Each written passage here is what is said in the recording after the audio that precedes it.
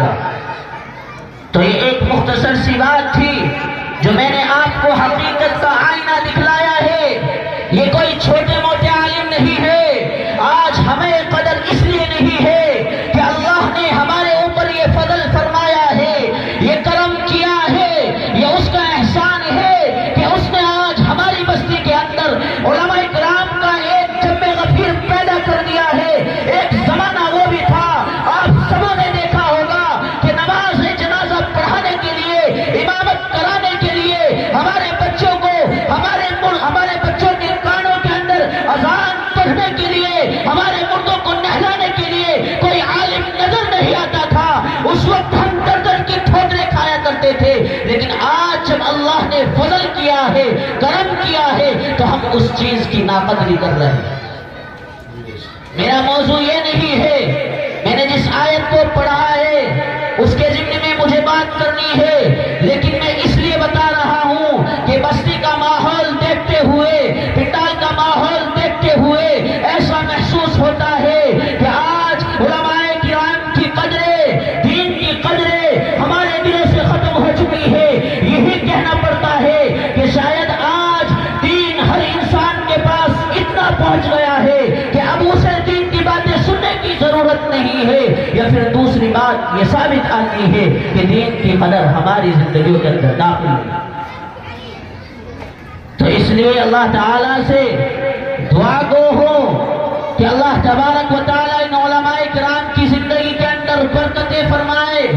اور ان علماء کرام کا سایہ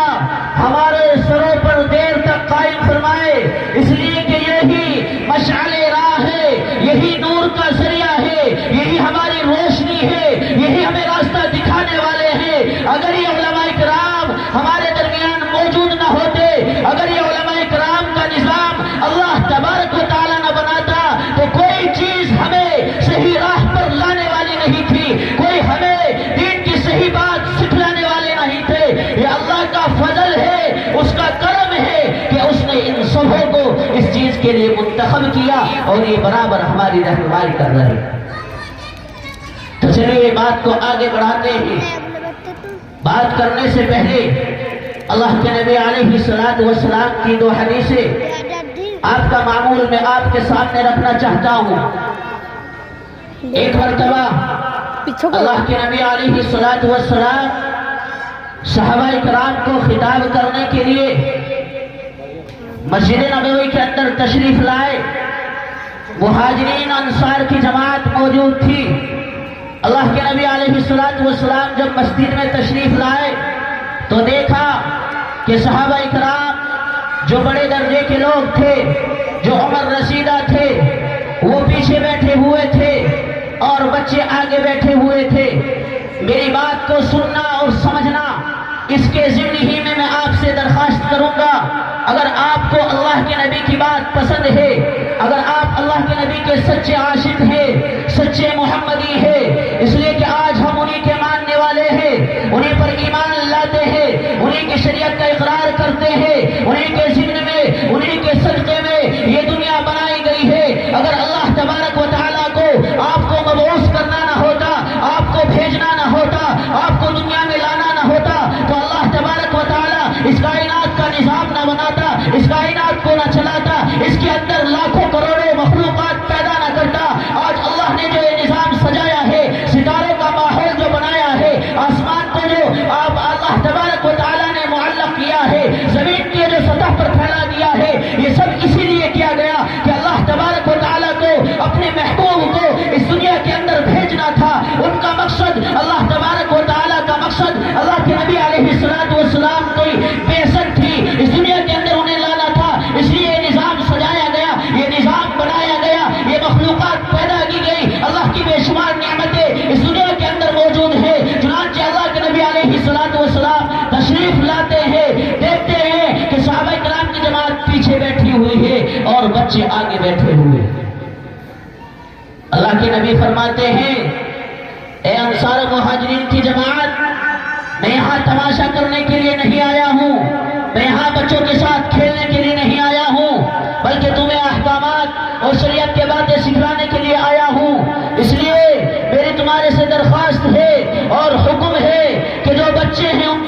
کر دیا جائے اور جو بڑے ہیں وہ آگے آ جائے۔ آج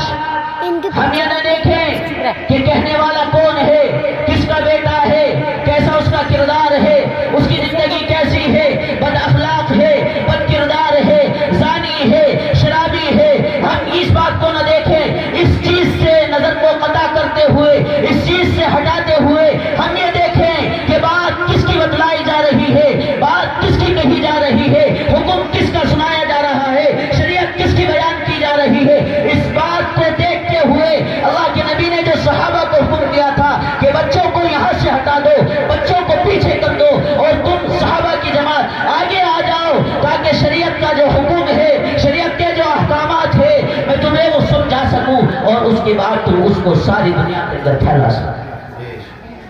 تو اسی حدیث کے ضمن میں